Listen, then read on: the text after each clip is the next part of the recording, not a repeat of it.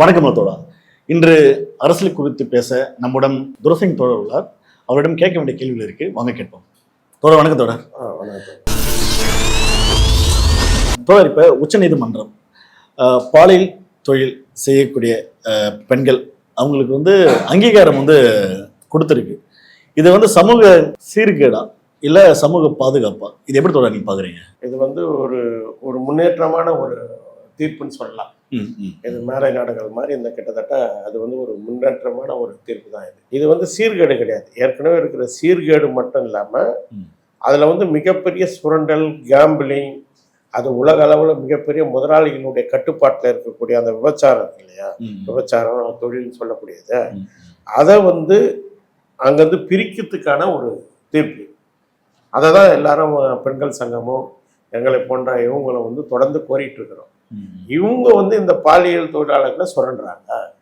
இவங்களை ஒழிச்சிட்டு பாலியல் தொழிலாளர்களை சுதந்திரமா அவங்கள பதிவு பண்ணி தனிப்பட்ட முறையில் அவங்க அந்த தொழிலை செய்வதற்கான பாதுகாப்பு, அங்கீகாரம், சட்ட உரிமை தேவைன்றதான் நம்ம இவ்வளவு நாள் போராடிட்டு இருக்கோம். அதை இந்த தீர்ப்பு ஒரு சிறப்பான தீர்ப்பு, ஒரு வரலாற்று சிறப்பான தீர்ப்பு. அதாவது இப்ப நம்ம ரெட் ஏரியான்னு சொல்லுவாங்கல்ல, பாம்பே இந்த மாதிரி பல இடத்துல பார்த்தோன்னா ஏஜென்ட் வச்சுதான் பண்றாங்களோ, அப்படிதான் செயல்பட்டதோ? ஆமா ஆமா, உண்மையிலேயே நாம என்ன பாக்குறோம்னா, அன்னைக்கு அந்த கட்டத்துல அது இருந்த முறைகள் வேற, அது ஒழிக்கப்படணும். ஏன் பிரச்சனைன்னு சொன்னா, இந்த விபச்சார விடுதிகள் சில பகுதிகள்லாம் இது இங்கேருந்து கடத்தக்கூடிய பெண்கள் இருக்காங்க இல்லையா. இப்ப நம்ம தமிழ்நாடு முழுக்க கடத்தக்கூடிய பெண்கள், மற்ற மாநில கடத்தக்கூடிய பெண்கள்லாம் இது போன்ற இடங்கள்ல தான் விற்கிறாங்க, எடுத்துன்னு போய் வித்துறாங்க. அப்ப வலுக்கட்டாயமா விற்கிறாங்க. நாம இதை தான் எதிர்க்கிறோம். இந்த இவங்க எல்லாமே வலுக்கட்டாயமா இந்த விபச்சார விடுதிகள் நடத்தப்படுது. அதே போல சர்வதேச அடியில மஃபியா அடிப்படையில நிறைய ஏலங்கள், சிறுவர் சிறுமிகள், இதெல்லாம் மிகப்பெரிய அளவுல நடக்குது. இதெல்லாம் ஒழிக்கப்பட வேண்டியது. இது ஒரு ஒரு மூலதனமா ஒரு பெருகி இருக்கு. இவங்க மிகப்பெரிய அரசாங்கங்களை கட்டுப்படுத்தக்கூடிய அளவுக்கு இருக்கிறாங்க. இது போன்ற ஒரு உதிரிய, அதாவது என்ன சொல்றோம்னா, உற்பத்தியும் இல்லாம சேவைத்துறையும் இல்லாம ஒரு சமூக விரோத செயல்கள்ல திரட்டக்கூடிய மூலதன பணங்கள் இதெல்லாம் இவங்க ஆகுறாங்க. அப்ப இது ஒழிக்கப்படணும். அதுல அதான் சொல்லப்பட்டிருக்கு, விபச்சார விடுதிகள் வைப்பதுதான் தவறானது. ஆனா தனிநபர்கள் பாலியல் இதுல ஈடுபடுறது தவறு கிடையாது. அதை அங்கீகரிச்சு அவங்களுக்கு பாதுகாப்பு கொடுக்கணும்ன்றது தான் இதனுடைய தீர்ப்பு. சார், அந்த மாதிரி பெண்கள் அந்த மாதிரி வேலைகள் பண்றாங்கன்னா அவங்களுக்கு பாதுகாப்பு எப்படி நம்ம நிர்ணயிக்கிறது? ஏன்னா ஒரு ஏஜென்ட்னா அது அவங்களை சுத்தி ஒரு ஆட்கள் இருப்பாங்க, ஒரு பயம் இருக்கும். அந்த பெண்ணை தவறாகவே இதுல அடிக்கிறதோ உதைக்கிறதோ அந்த மாதிரி விஷயங்கள் இருக்காது. இப்ப தன்னிச்சை ஒரு பொண்ணு செயல்படானா அவங்களுக்கு பாதுகாப்பு இருக்குமா? அது எப்படி பாக்குறீங்க? இல்ல ஏற்கனவே இருக்குது, ஓரளவு செஞ்சுட்டு தான் இருக்கிறாங்க. பாதுகாப்புன்றது தனிப்பட்ட ஆண்களை பொறுத்தது இல்ல. மேபி அந்த ஏஜென்ட் உருவானதுக்கு அதுதான காரணமோ? அது கிடையாது. அது இது போல கடத்தல் இருக்கு இல்லையா, கடத்தல் மூலியமாக செயல்பாட்டை வலுக்கட்டாயப்படுறதுக்கும் அப்புறம் வெளியில போகாம இருக்கிறது இருக்கு இல்லையா, அந்த பெண்களை வெளியிலே அனுப்ப மாட்டாங்க, அங்கேயேதான் வச்சிருப்பாங்க. அப்ப வெளியில போகாம இருக்கும்போது வெளியில புதுசா வரக்கூடிய ஆண்கள் வராங்களே, தேடி வர ஆண்களை கூட்டுட்டு வர்றதுக்கு தான் அந்த ஏஜென்ட்டுகள், தரகர்கள். அதுக்குதான் அந்த தரகர்கள். இப்போ இந்த தரகர்கள் இதுல கூட வருவாங்க, அதுல கூட வராமலாம் போக மாட்டாங்க. இப்போ தனிநபர்கள் கான்ட்ராக்ட் அவங்க வந்தாங்கன்னா அவங்க ஒரு 10 கான்ட்ராக்டை வச்சுக்கிட்டு, ஒரு புரோக்கர் வச்சுக்கிட்டு அவங்களுக்கு இவங்களை இது பண்ணி விடுவாங்க.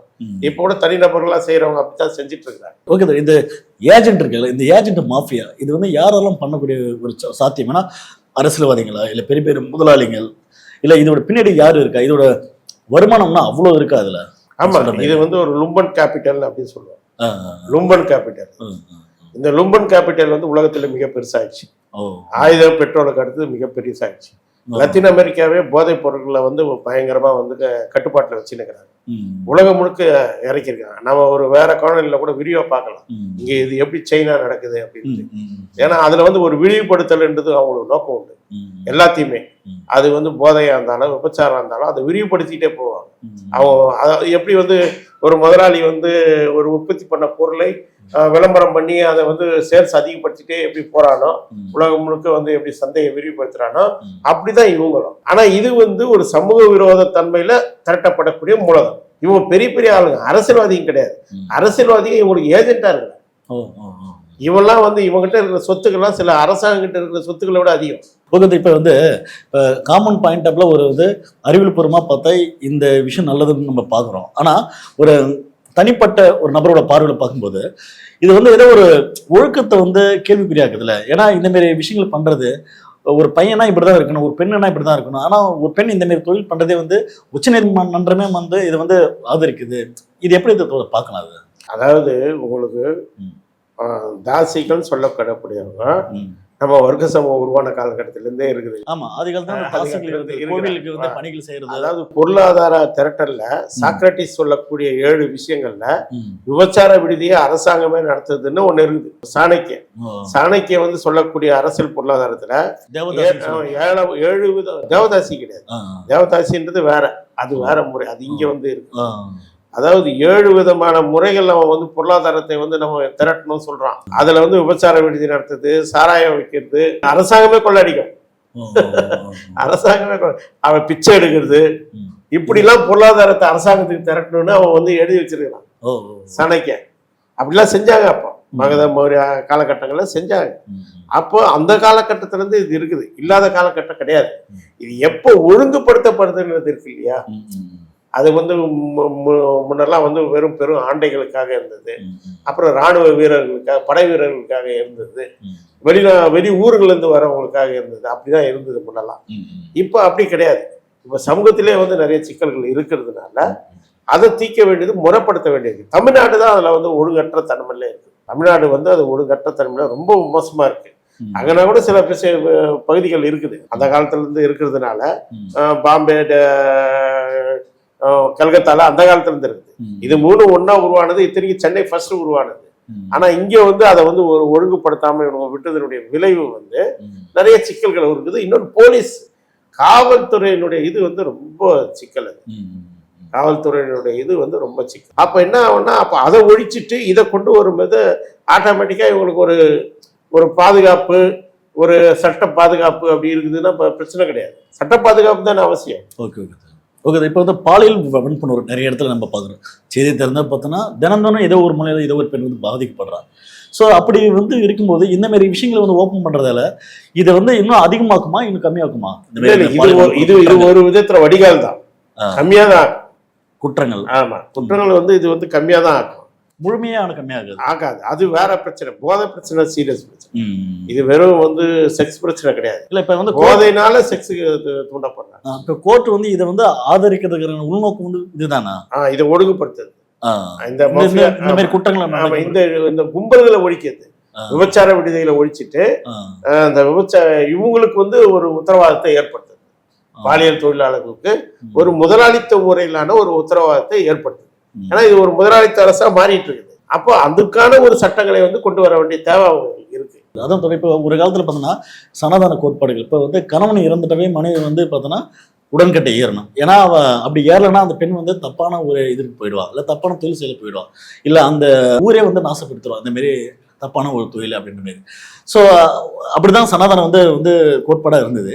இன்னைக்கு ஒரு நாகரிகம் வளர்ந்து நம்ம இப்படிதான் போய் ஆகணும், இதுதான் மாற்றான்னு கேட்குறேன். ஆமா, இதுதான் மாற்றம். சனாதனத்தை ஒழிச்சிட்டு சனாதனத்துக்கு மாற்றா வருதுன்றது இன்னைக்கு முதலாளித்த சட்டங்கள் தான். இந்த ஜனநாயக சட்டங்கள் இருக்கு இல்லையா, இந்த ஜனநாயக சட்டங்கள் தான் மாற்று. ஆனா அதை அவங்களே செய்ய மாட்டாங்க.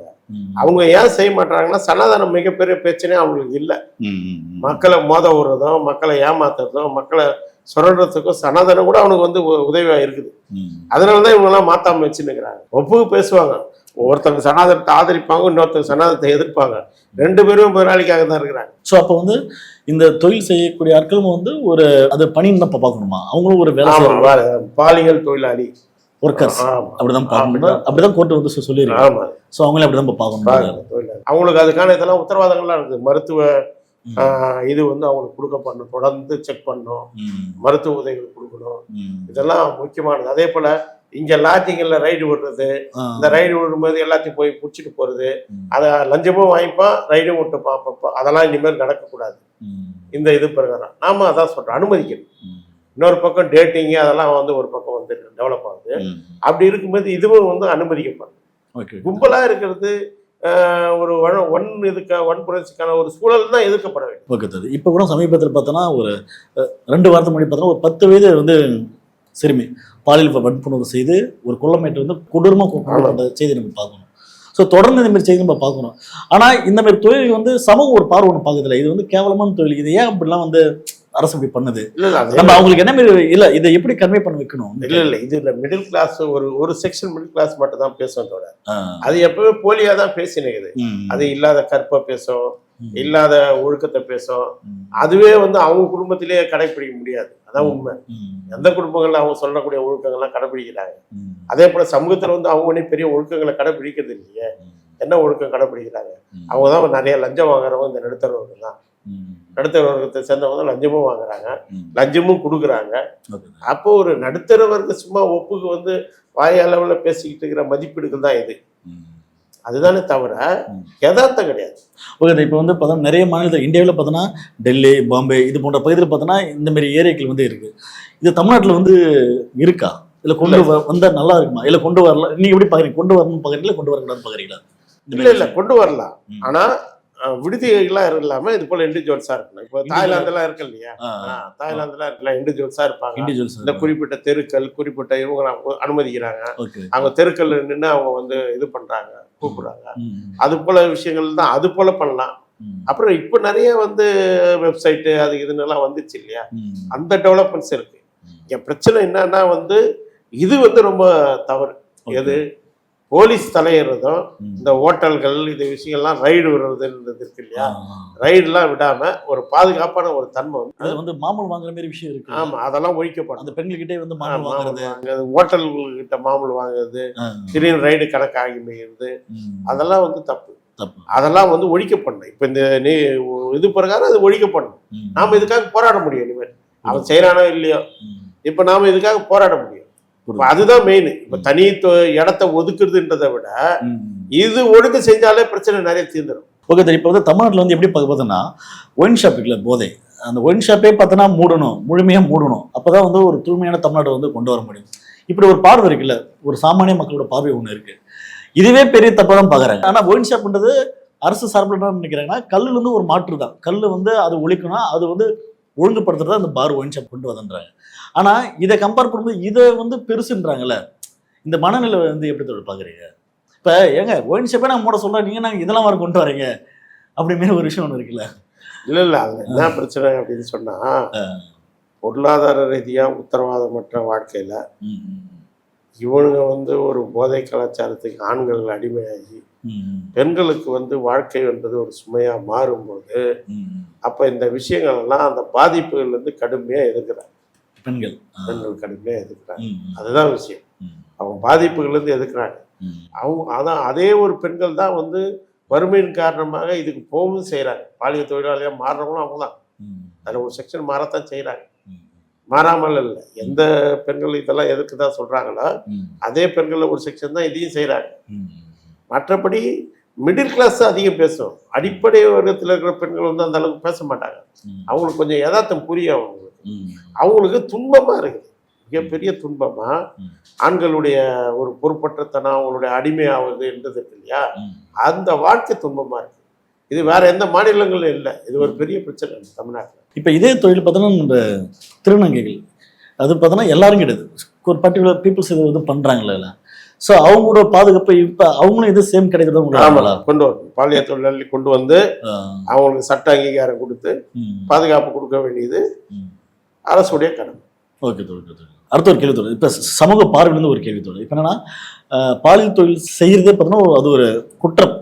அதை பண்ணால் போலீஸ் வந்து அரெஸ்ட் பண்ணிடுவாங்க. அப்படி அந்த கைதுக்கு பயந்தே பார்த்தோன்னா நிறைய பேர் வந்து அந்த தொழிலை விட்டவங்க நிறைய பேர் நம்ம பார்க்குறோம். விட்டாங்கன்றதை தெரியல.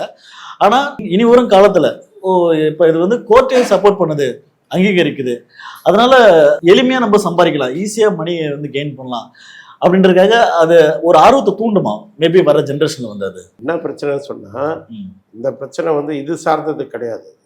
இந்த நீதிமன்ற தீர்ப்பு இல்ல சட்ட பாதுகாப்பு சார்ந்தது கிடையாது. சமூகத்துல வேலை வாழ்க்கை உத்தரவாதம் இருக்குதா இல்லையான்ற சார்ந்தது தான். வேலையும் வாழ்க்கை உத்தரவாதம் இருந்தா எந்த பெண்கள் வந்து நம்ம வந்து பாலியல் தொழிலுக்கு போகணும்னு நினைப்பாங்க? அவங்களுக்கு சரியான சம்பளம் கிடைக்குது அப்படின்னு சொன்னா ஏன் போறாங்க? அவசியம் கிடையாது. பாதிக்கப்பட்ட பெண்கள் தான் பண்றாங்க. பொருளாதார ரீதியா பாதிக்கப்பட்ட பெண்கள் பொருளாதார தேவைக்காக தான் போறாங்க. இப்ப நீங்க ஒரு 5000 ரூபாய் கிடைக்கிற இடத்துல வேலை செஞ்சுட்டு இருக்கிறீங்க, உங்களுக்கு 10,000 ரூபாய்க்கு ஒரு வேலை வேற வேலை கிடைக்குது, போவீங்களா போக மாட்டீங்களா? ஏன்னா வாழ்க்கை தேவை அவ்வளோ இருக்கு. அப்போ அதுதான் இது. கணவனை இழந்த பெண்களுக்கு கூட பார்த்தோன்னா தன் குழந்தையை காப்பாற்றுறதுக்கு சில விஷயம் பண்ணுறாங்க. அது அந்த காலத்துல இருந்து பண்ணியிருக்காங்க, பொண்ணு இல்லை, அந்த காலத்துல இருந்து பண்ணியிருக்காங்க. இது வந்து ரொம்ப முக்கியமான ஒரு விஷயம். கண்டிப்பா. ஆமா, அந்த பெண்ணும் வந்து தான் விபச்சாரி ஆகணும்னு விரும்ப மாட்டாங்க. நம்ம அப்போ அது ஒரு பாதிப்பு தான் பார்க்கணும். ஆனா அது எவ்வளவு விஷயம் இருக்குன்னு பார்க்கணும். ஆமாமா, அது சமூகம் தான் காரணம், இந்த அரசு காரணம். அரசாங்கங்கள், இந்த அரசுகள் சரியான ஒரு வாழ்க்கை உத்தரவாதத்தை, வேலை உத்தரவாதத்தை, பொருளாதார உத்தரவாதத்தை தராததுனால பெண்கள் வேறு வழி இல்லாமல் அவங்க வந்து இந்த பாலியல் தொழிலாளிகளா மாறுறாங்க. அப்படி மாறும்போது அதை மிகப்பெரிய கும்பல்கள், முதலாளித்த கும்பல்கள் அதை சுரண்டுறாங்க.